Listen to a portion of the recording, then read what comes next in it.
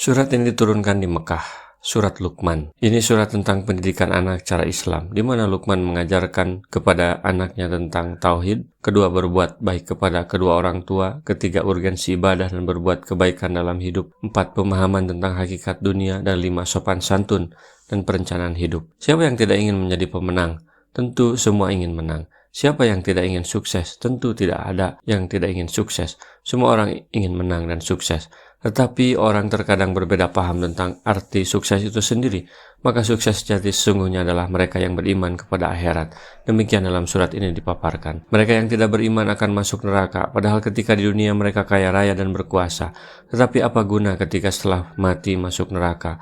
Sebaliknya orang beriman, dia akan mendapat surga meskipun di dunia mereka susah payah. Lalu apa bukti mereka iman kepada akhirat, salat, dan zakat? Tapi akhirat itu tidak terlihat, maka surat ini menyentuh kembali fitrah manusia dengan mengajak melihat dan memikirkan langit, bumi, dan gunung, dan alam semesta semuanya. Semua itu diciptaan Allah. Alif Lam Mim, Alif Lam Mim. Tilka ayatul kitabil hakim. Inilah ayat-ayat Al-Quran yang mengandung hikmah, huda wa rahmatan lil muhsinin, menjadi petunjuk dan rahmat bagi orang-orang yang berbuat kebaikan. Alladzina yuqimuna sholata wa yutuna zakata wa hum bil akhirati hum yuqinun. Itu orang-orang yang mendirikan salat, menunaikan zakat, dan mereka yakin akan adanya negeri akhirat. Alif Lam Mim, ini bukan buku main-main tanpa guna dan manfaat. Anda membaca buku yang lain boleh jadi tidak ada manfaatnya. Baca Al-Quran pasti kamu akan mendapatkan banyak manfaat karena di dalamnya terdapat hikmah, yaitu petunjuk untuk orang-orang baik, orang-orang sukses yang telah digambarkan pada surat As-Saffat. Allah menjadikan Al-Quran sebagai petunjuk, penawar, dan rahmat bagi orang-orang yang berbuat baik.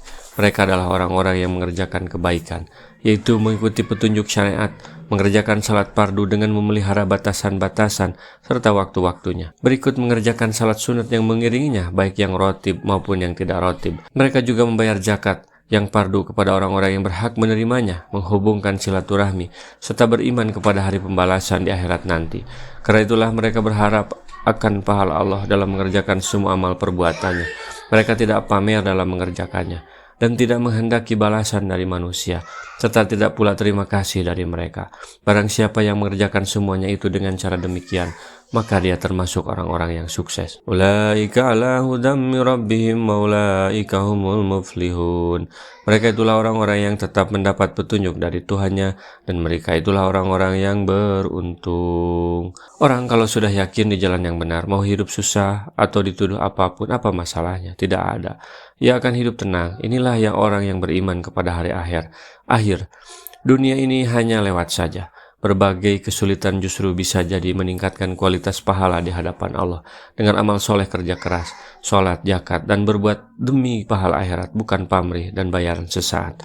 Inilah orang sukses dalam timbangan Al-Quran. Orang-orang sekarang banyak yang memiliki pemikiran bahkan keyakinan bahwa ukuran kesuksesan itu adalah harta, tahta, dan pasangan atau wanita. Kaya raya, berkuasa, atau punya jabatan tinggi dan punya pasangan yang cantik atau tampan, itulah ukuran sukses menurut mereka. Sehingga mereka berlomba pamer harta untuk meraih elektabilitas dalam pemilihan sebuah jabatan. Mereka juga berlomba mengumpulkan harta sebanyak-banyaknya hingga menjadi orang terkaya. Itulah sukses menurut mereka yang berpaham materialisme ini. Orang-orang berpaham materialisme atau orang yang tidak percaya kepada akhirat, atau orang yang berpaham bahwa sukses itu diukur dari harta, tahta, dan wanita, akan menolak dan tidak percaya mati-matian, bahkan menghalangi orang dari jalan Allah. Allah menjelaskan keberadaan mereka dan membantah pemikiran sesat mereka. Rasulullah SAW bersabda, "Baligu anni walau ayatan." Sampaikan dariku meskipun satu ayat. Mari kita sebarkan jalan kebahagiaan dengan like, share, dan subscribe channel ini.